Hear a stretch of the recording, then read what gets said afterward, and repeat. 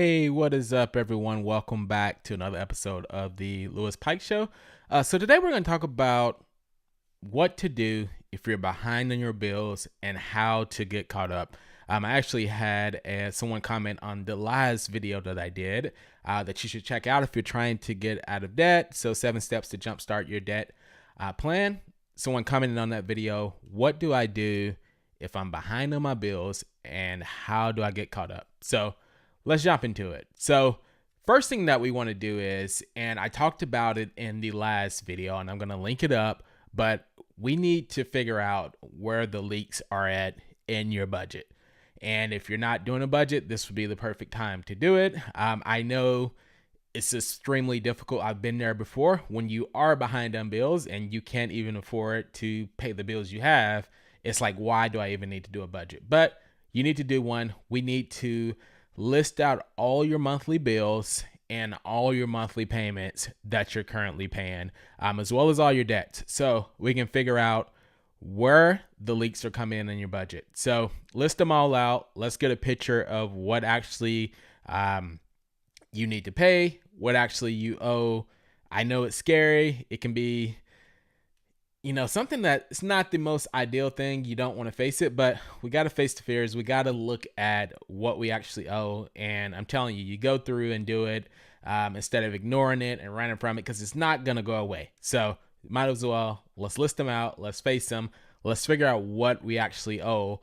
Once you do that, then we want to cover these areas first. These are the important areas, the areas that you actually need in order to survive. So your housing, your electricity, your food, if you have a car, and gas, like those items, we need to actually write those down. Those are items you have to cover because, you need a house to live, you need electricity, and you got to have food to survive. And if you currently have a job, you need your car and you need gas in order to get to work. So the income that is coming in now, you can continue to do that. So you need those necessities.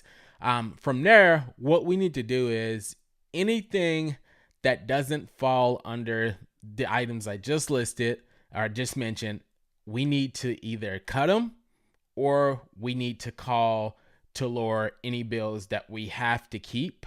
In general, let's call and just lower any bills that we can, because this is going to help to get instant money back right away to help close that gap from being behind to working on getting you caught up on your bills. Once we do that, call to lower the bills, then we need to take a really good look at your current lifestyle.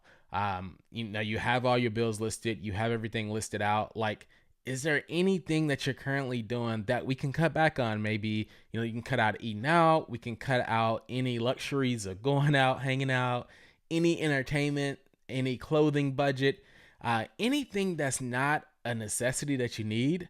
We need to take a really hard look. I know it's not the most glamorous thing to do, the most, sexy thing to dive into, but you need to think about this is only a short-term thing that we're doing, but in order to do those things and enjoy the things later on down the road and to get out of all this stress and overwhelm, we need to cut those things and we need to downgrade wherever we can. So it's going to take a change in behavior, a change of lifestyle. Like this is the hardest part that people struggle with, but I'm telling you, you got to make this change. You got to want to get out of debt more than actually doing these things, because these things, I know, you only live one life, enjoy it, but you're really not enjoying it if you're stressing about not being able to pay your bills. So cut those areas.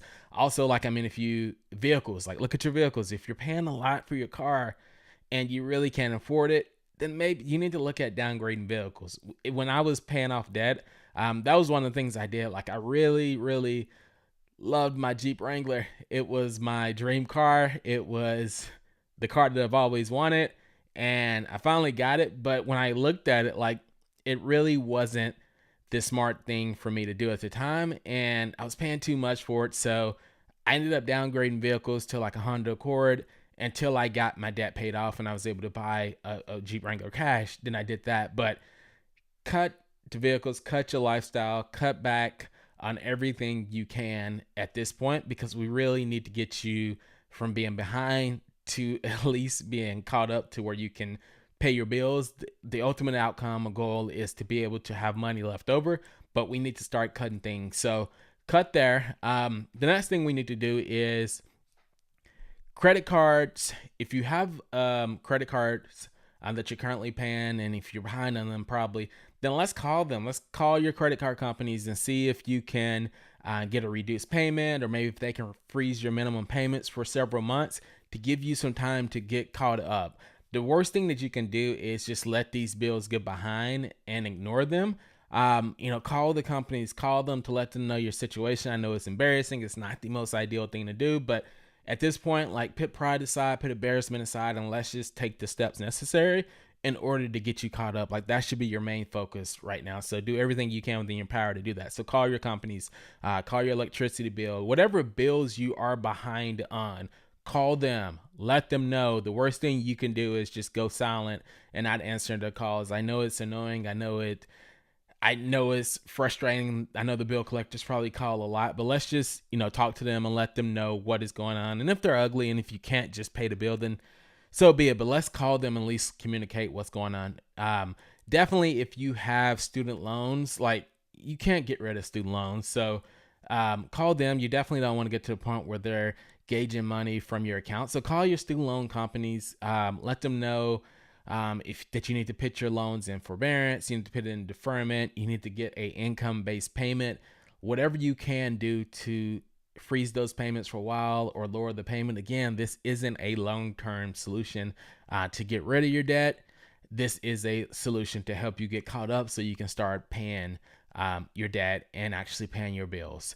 And then the next thing we want to do here is sell whatever you can. So if you have items around the house, old iPhones, old iPads, old computers, old books, video games, whatever you have around the house that may be of some value, you can take and sell. I know when I did that, like, I had old, like, camera equipment and types of old stuff that I had back from college that I thought wasn't worth anything, but turns out some of that stuff was worth a lot of money. So I just sold whatever I can, what I wasn't using, what really wasn't bringing me joy in life, clothes, shoes, whatever.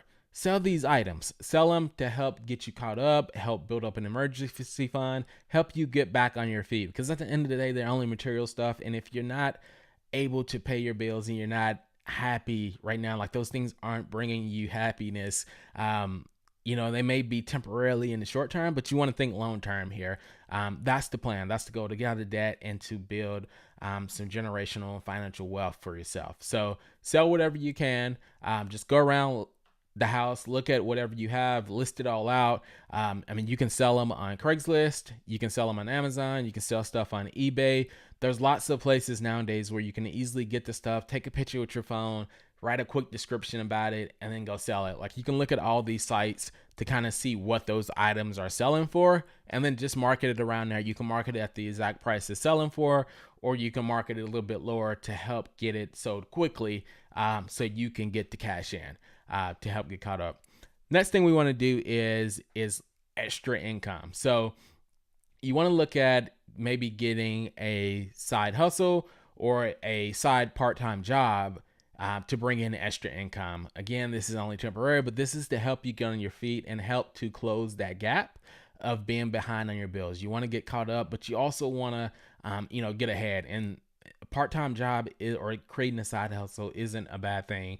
For me, when I was paying off my debt, this is definitely a huge one for me, to be able to bring in additional income. Even though I was caught up on my bills and I had money left over, it still helped me to create a bigger shovel in order to pay off my debt. So look at ways that you can bring in extra income. I did a video on that as well. I'll link that in the description as well. That will go into more of some ideas and things you can do to help bring in additional income. And if you're listening on the podcast as well, I'll drop it in the description so you have it.